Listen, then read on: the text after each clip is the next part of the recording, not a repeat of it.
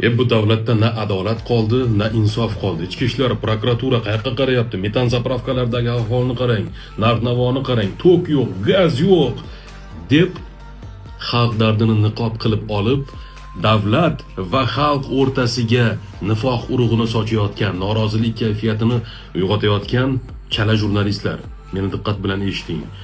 Sizning professional faoliyatingiz xalqning dardini hal qilib berish emas, o'rtada xolis turib axborot tarqatish, jurnalistika qonun qoidalariga amal qilish, etika, odob, axloqqa amal qilish, baqir-chaqir qilib sakrash kerak degani emas. Yoki izohlarda voy siz buyuksiz, voy siz dahosiz, voy siz xalq qahramonisiz degan izohlarga uchyapsizmi? Kontent yaratyapsizmi baqir-chaqir orqali? Obunachi yig'yapsizmi? Xalqni chalg'itmang, xalqni hissiyotlari bilan o'ynashmang. Sizni bugun deb maqtab turganlar ertaga bitta xato gapiring, ahvolingizni ko'ramiz.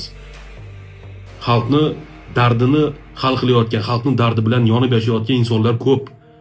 Butun boshli davlat tashkilotlari bor. Ular xalqning dardini hal qilyapti, siz emas. Siz PR qilyapsiz. Xalqni chalg'ityapsiz, xalqning hissiyotlari bilan o'ynashyapsiz. Na qo'lingizda professional diplom bor, jurnalistikani bitirmagansiz, na ilmingiz bor. Ikki qarish til bor, boshqa hech narsa yo'q.